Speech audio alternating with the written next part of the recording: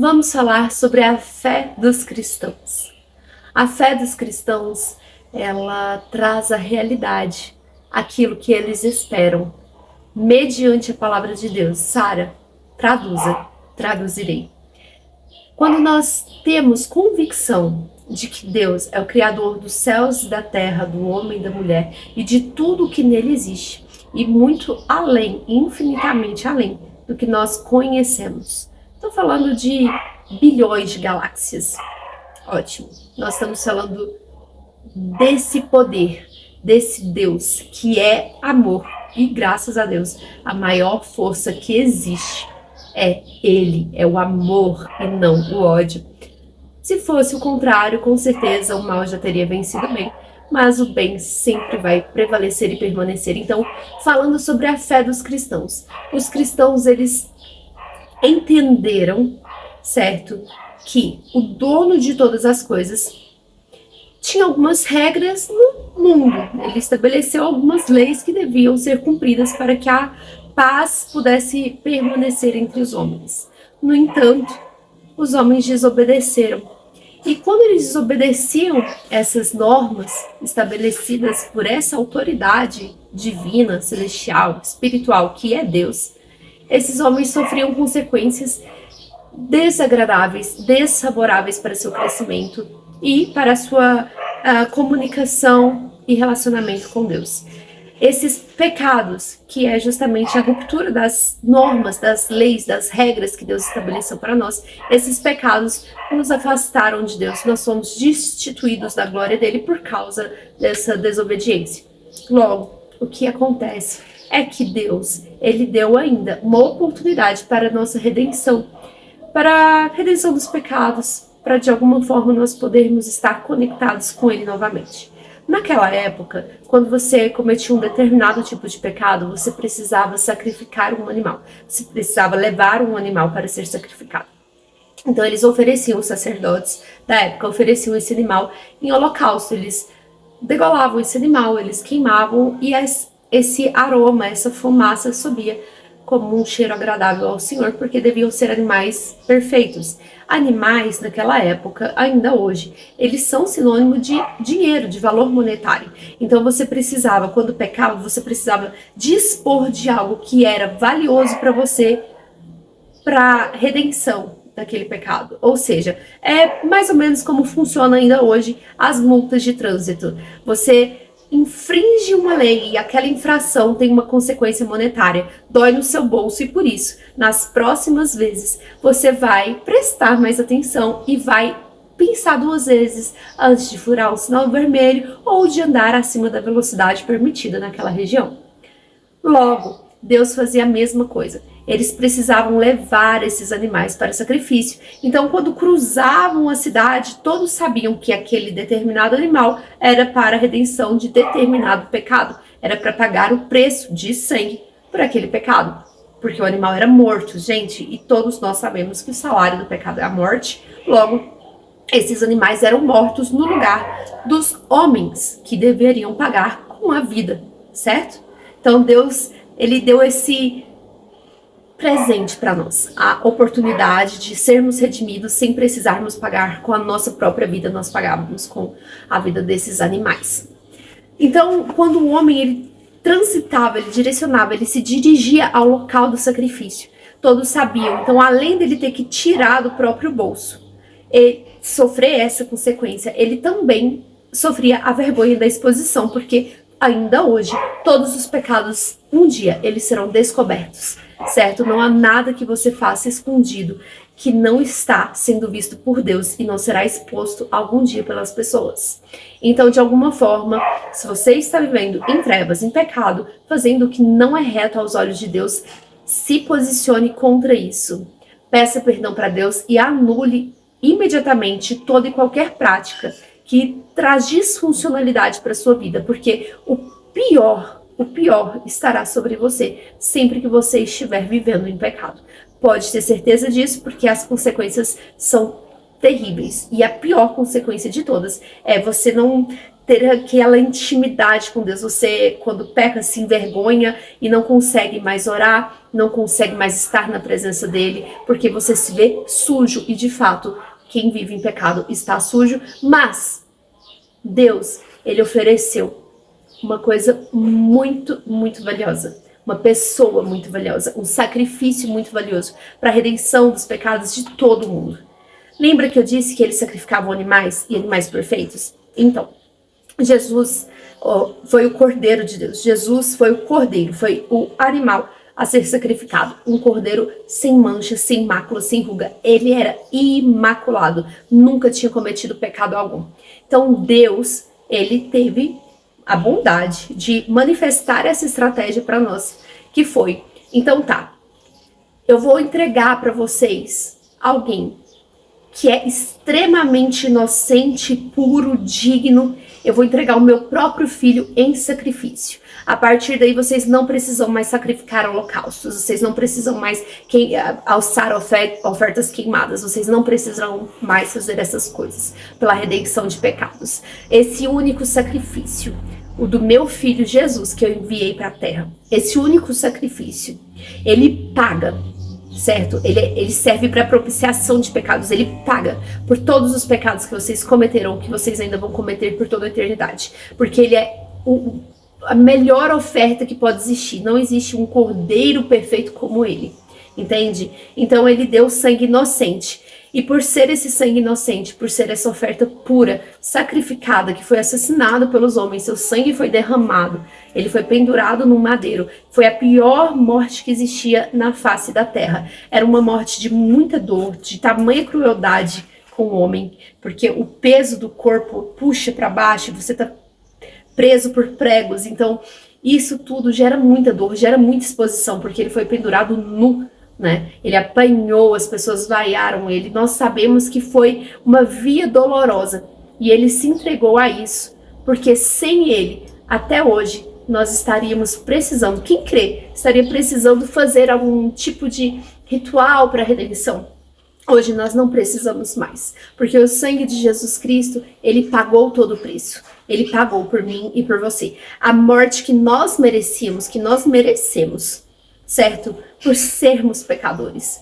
Ele levou sobre si. Ele levou sobre si toda a enfermidade. Ele nos libertou ali naquele madeiro. Ele nos salvou. Aquela oferta, a vida dele ofertada, ela nos salvou da condenação. Entende?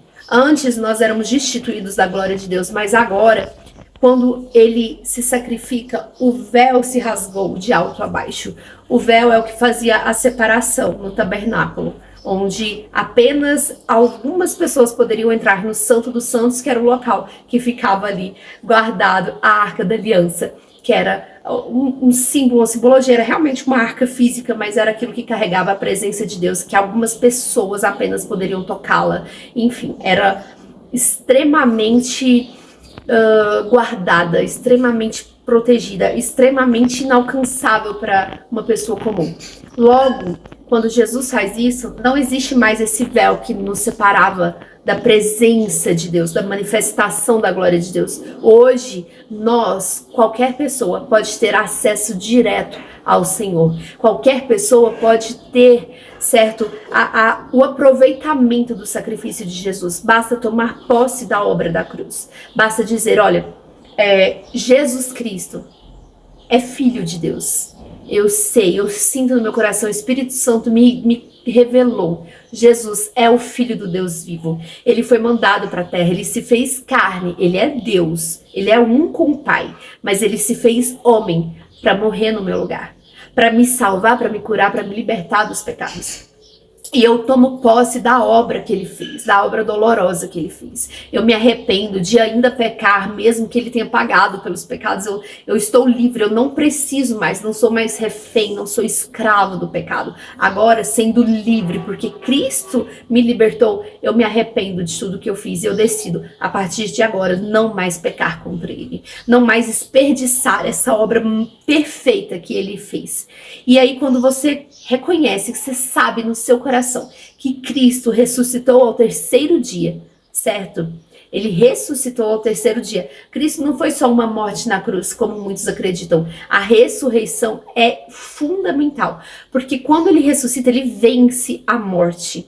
Então, Cristo, ele não apenas venceu as enfermidades, as doenças, as nossas dores. Ele não apenas venceu o pecado por nós, ele venceu a morte também. E depois da ressurreição dele, várias outras pessoas no mundo também puderam ser ressuscitadas, porque ele venceu todas as coisas. Nós podemos vencer com ele, porque nós somos mais do que vencedores em Cristo Jesus. Entende? Ele venceu o mundo, tudo que há no mundo. Logo, isso foi por nós. Então você se apropria disso e nada mais pode te impedir de alcançar o reino de Deus, de viver o reino de Deus, de viver a abundância e prosperidade que Ele tem para nós nas nossas vidas.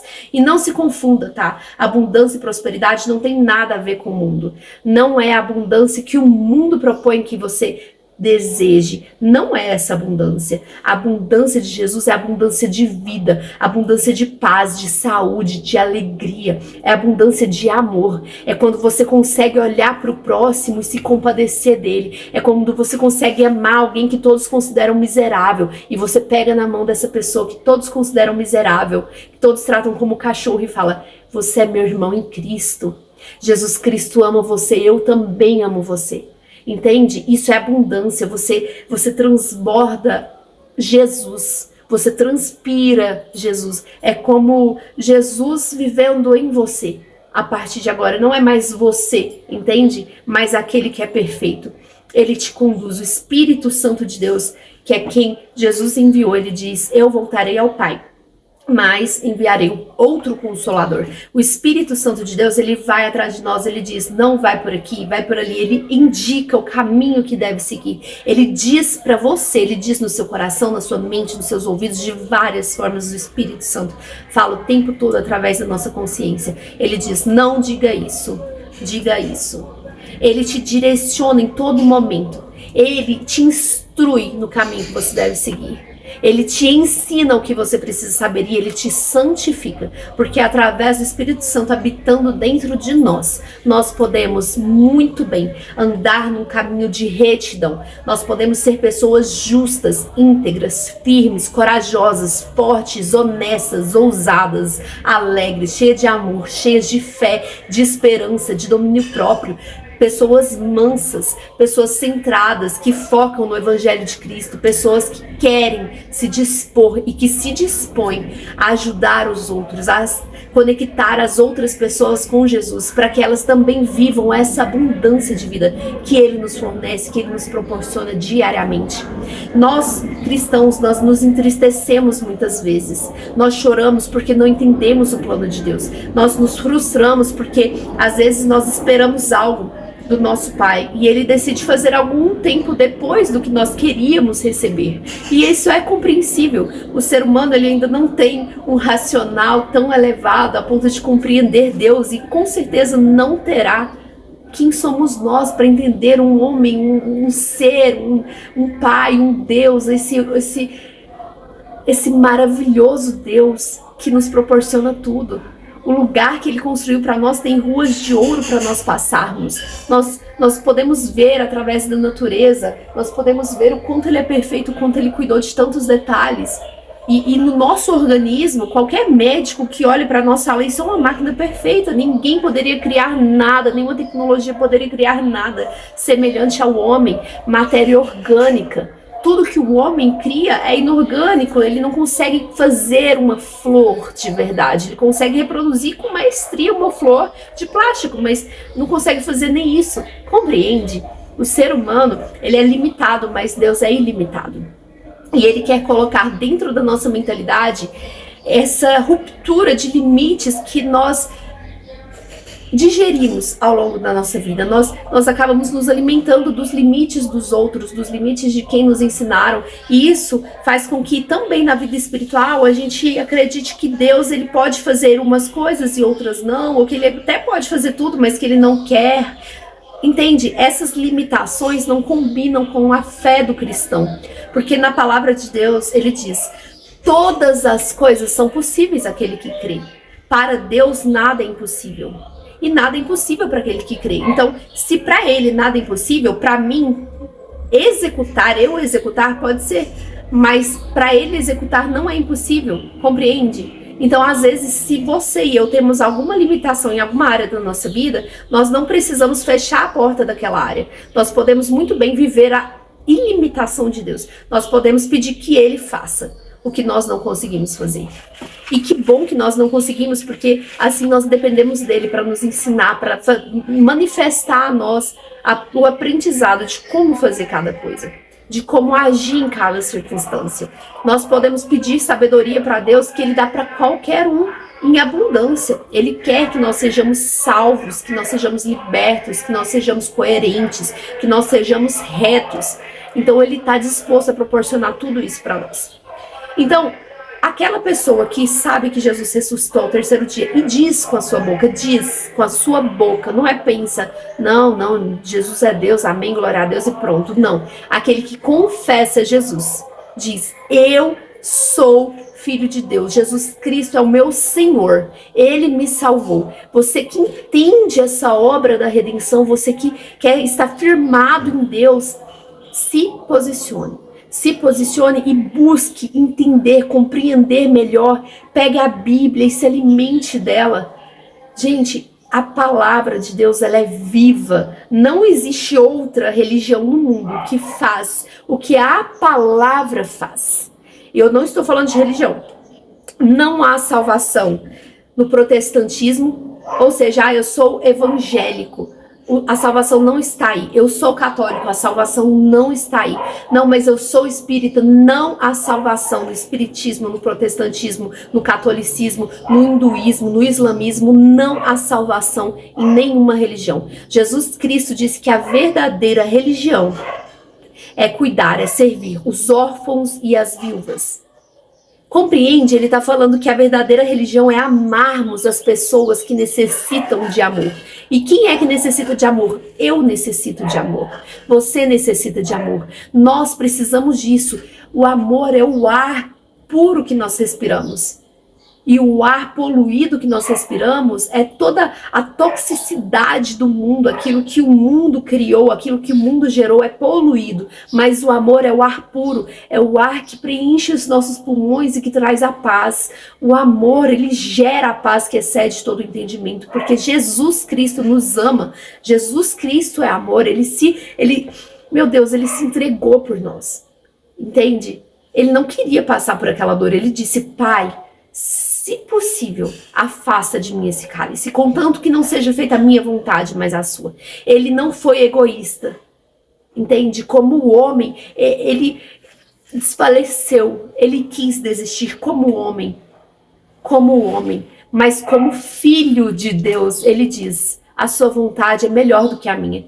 Tá ruim pra mim, tá péssimo pra mim. Eu estou sangrando, eu estou suando sangue, eu estou aflito de alma. O pecado do mundo está sobre mim, mas eu suportarei se o Senhor quiser. Se for a sua vontade, eu faço. Não é a minha, eu não quero. Chega, dói muito. Dói muito. Imagina para uma pessoa inocente carregar nas costas 100 trilhão de pecadores. Imagina o peso disso, porque eu não sei vocês, quando eu pequei, eu quis morrer, eu disse, Deus me mata, eu não mereço viver. Mas aí eu lembrei, por causa do arrependimento, arrependida, quando um pecador ele se arrepende, quando ele é filho de Deus, servo do Senhor Jesus, ele confessou Jesus, ele se batizou, ele vai viver na glória, ele vai para o céu. Então eu também não mereço isso. Sabe o que eu preciso e que nós precisamos? Nós precisamos ser como Jesus. Jesus, ele só consumou a obra dele no momento certo. Ele não permitiu que, Deus não permitiu que ele fosse morto antes da hora, muito embora já tivessem tentado achar oportunidade para fazer isso. Compreende? Já encontraram a oportunidade para fazer isso. Eles queriam matar Jesus antes da hora, mas não era o tempo dele. Então, assim como Jesus, nós não podemos morrer antes da hora, porque nós temos uma obra para executar. Nós temos algo para entregar para o mundo. Porque Jesus disse, vós sois a luz do mundo e o sal da terra. O que seria do mundo sem a fé dos cristãos? O que seria do mundo sem o povo de Deus? O mundo jaz no maligno, mas sem luz ele jaz nas mais densas e profundas trevas. Gente, o mundo é cego. O mundo não percebe. Quando eu digo mundo, eu estou dizendo as pessoas que vivem em pecado, as pessoas que não conhecem a Deus, ou aquelas que conhecem a Deus e preferiram ser filhos do diabo do que serem filhos de Deus. Existe isso. Infelizmente existe isso, mas eu creio que se você é uma dessas pessoas, ainda agora, você retornará. Porque Deus te chama e Ele não perde nenhum dos seus, Ele não abre mão de nenhum dos seus. Você pode escolher se você quer Ele ou não, mas Ele já disse que te quer. Ele já disse que te quer e Ele sempre vai te querer, até que a morte os separe. Se você não tiver se posicionado, compreende? Você compreende essas coisas? Concentre-se em servir a Deus, em entregar o seu coração. Nós precisamos confiar nele. Mas eu não consigo confiar. Peça que Ele te ajude. Diga, Deus, me ajude a confiar em Ti, me faça confiar em Ti, me ensine a confiar em Ti. Resolvido o seu problema, porque é Ele quem vai fazer. Nós não temos o mérito do grande esforço para alcançar um êxito de algo que é espiritual. Nós temos que nos esforçar, nós temos que ter bom ânimo em buscar a Ele. Compreende? Nós não precisamos mais ser pendurados numa cruz, mas nós temos que carregar a nossa cruz. Veja bem, a fé dos cristãos é o que move o mundo. A nossa oração conecta esse mundo a Deus. Nós oramos uns pelos outros. Nós oramos pelas nações, pelas escolas, pelas crianças, pelos idosos, pelos adolescentes. Essa geração deturpada não é deturpada agora, mas já vem sendo há muito tempo. Os nossos pais, os nossos avós foram deturpados de formas diferentes que os jovens de hoje estão sendo deturpados pelo mundo, mas ainda foram. Então os nossos avós precisam de cura emocional, de cura espiritual, de cura física, e Jesus proporciona todas essas curas.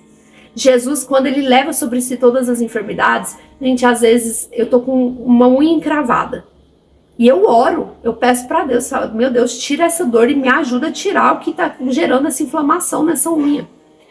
Nós não precisamos mais padecer. Se a gente sofre, Ele nos tira do sofrimento. Mas não quer dizer que a gente não vai sofrer. Sabe por quê?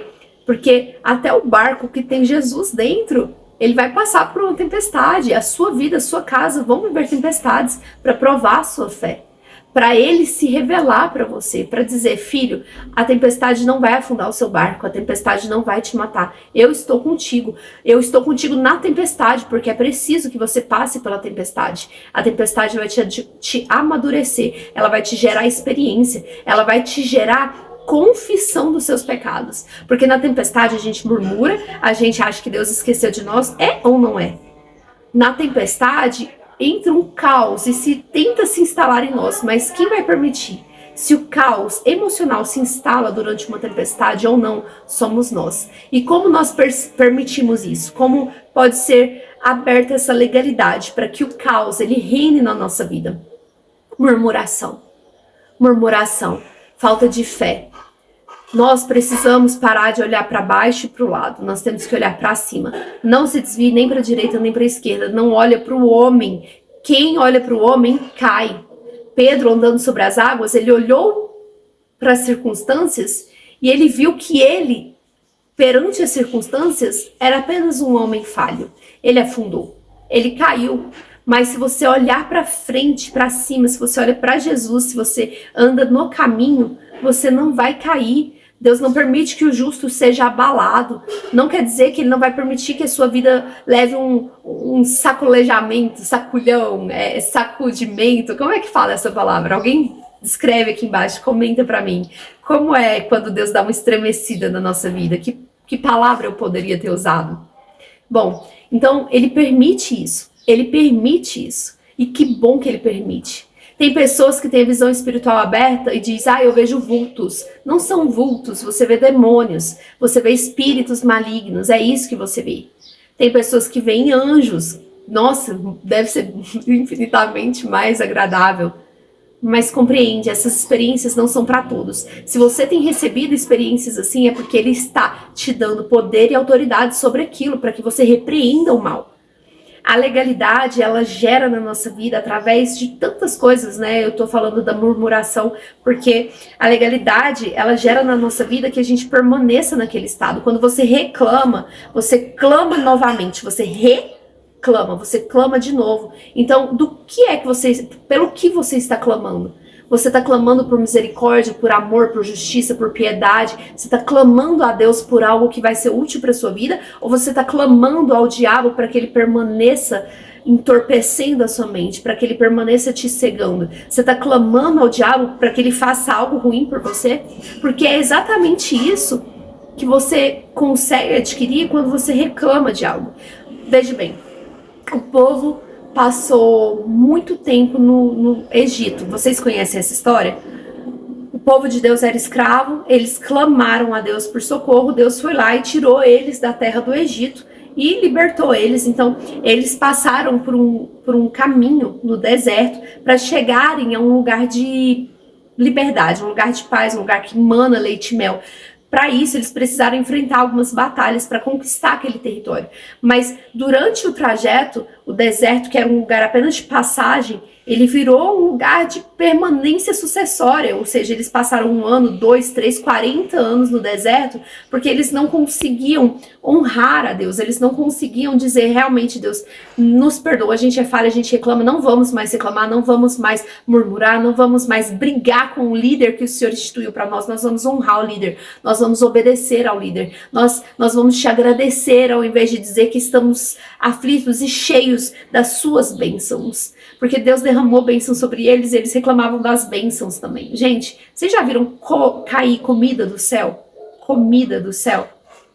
Compreende? Você já viu sair água, brotar água de uma pedra, de uma rocha? Eu nunca vi. Eu já vi elas passarem pelas rochas, porque tinha uma nascente antes, e aí formou uma cachoeira linda, mas sair água da pedra. Eu nunca vi uma coluna de fogo à noite que aquece, que te livra dos escorpiões e das serpentes, que te livra do mal, que ilumina o seu caminho. Eu nunca vi isso. Sabe, Deus colocou uma nuvem que refrigerava eles, então eles não passaram calor no deserto. Eles tiveram o conforto de Deus no meio dessa jornada, desse percurso, que era tão desafiador. Mas era só um lugar de passagem. Eles tinham bênçãos ainda maiores aguardando eles. Eles tinham casas, eles tinham riquezas, eles tinham onde estabelecer as suas famílias, aonde adorarem, servirem ao Senhor. Eles tinham a oportunidade de viver tudo isso, mas a maioria deles não viveu. Assim como nesse mundo a maioria não vai viver isso, a maioria não vai ver isso, a maioria não vai poder usufruir de tantas coisas que tem para nós, muito embora já esteja usufruindo de muitas coisas no deserto. Todos nós, certo, recebemos de Deus. O ímpio e o justo recebe de Deus. Deus deu sol para brilhar para todos. Deus, ele proporcionou um luminar à noite, para que nós não fiquemos em densas trevas. Ele colocou a luz e as estrelas para iluminarem, e também ilumina a nossa alma. É uma beleza olhar e contemplar a glória de Deus, contemplar a criação de Deus. Tudo isso é maravilhoso, e tudo que ele fez tem vida, entende? Ele diz que até as pedras clamarão se não houver quem clame. Pedras, gente, a pedra, segundo a Bíblia, essas pedras que clamarão, elas têm vida. Não dá para clamar quando é morto. O sangue de Abel derramado, ele ainda clamava. O sangue, Abel já estava morto, o sangue dele era vivo. Compreende? O que Deus fez tem vida.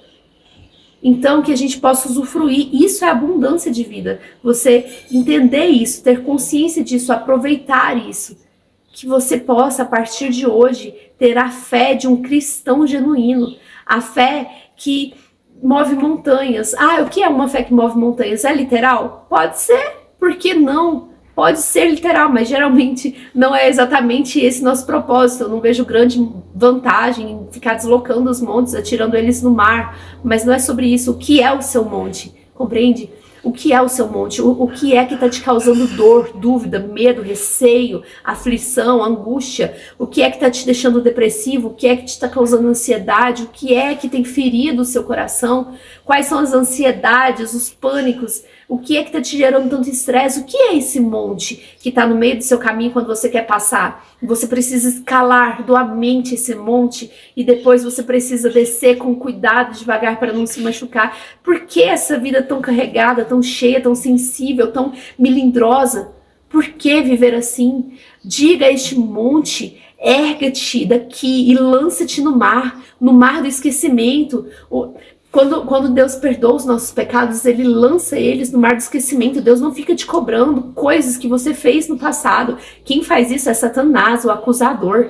Se você sabe que você se arrependeu e não comete mais o que você fez, pode ter sido um assassinato. Pode ter sido uma coisa horrível. Deus te perdoou porque você pediu perdão, porque você se arrependeu e parou, abandonou o mau caminho. Você agora segue outro caminho. Não permita que o acusador te acuse e nem faça isso consigo mesmo. Ah, eu não mereço porque eu fiz isso no meu passado. Chega. Deus se esqueceu. Pare de falar sobre isso. Pare de pensar sobre isso. Você é livre. Deus lançou no mar do esquecimento, assim como você tem que lançar toda essa podridão, todo esse monte de dificuldades que você enraizou na sua vida. Lança no mar. Manda que ele se lance ao mar. Diga: mente em nome de Jesus, se aquiete, se acalme, declare: eu tenho a mente de Jesus Cristo, o Espírito Santo habita dentro de mim, e eu colho, eu vivo, eu experimento o fruto do Espírito, que é paz, amor, benignidade, longanimidade, bondade, fé, mansidão, domínio próprio.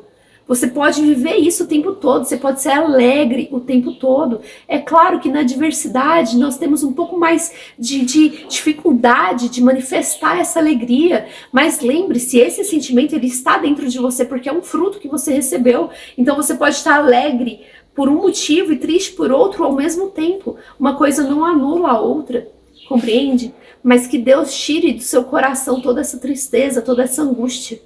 Que em nome de Jesus você passe a crer naquele que é o Rei dos Reis, o Senhor dos Senhores. Deus é seu advogado, Ele é o seu médico, compreende? Ele é tudo que você precisa e é tudo de quem você precisa. É Ele. Adore ao Senhor, exalte o nome do Senhor. Exalte todos os dias o seu nome. Viva na presença dele, não perca uma oportunidade de ir à igreja, de cultuar ao Senhor. Não perca uma oportunidade, gere oportunidades de agradecer a Deus. Enquanto você estiver indo para o seu trabalho, para a escola, ou você estiver em casa, ou antes de dormir, em qualquer momento, em todo o seu dia, diga: Deus é poderoso, Deus tem grandes coisas para fazer na minha vida. Jesus não vai permitir que eu seja abalada, porque Ele me fez justo, Ele me fará justo. Declare essas coisas, assim Ele fará.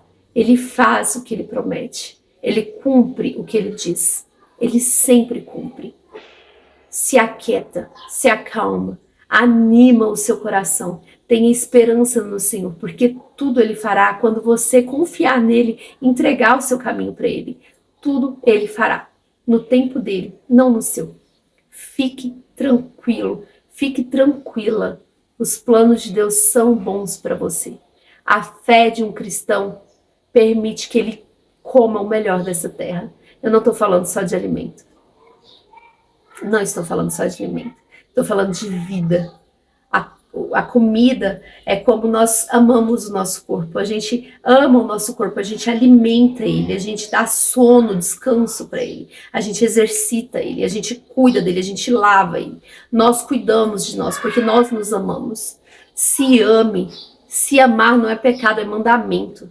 Se ame, se fortaleça em Deus. Tire um momento para você e ele.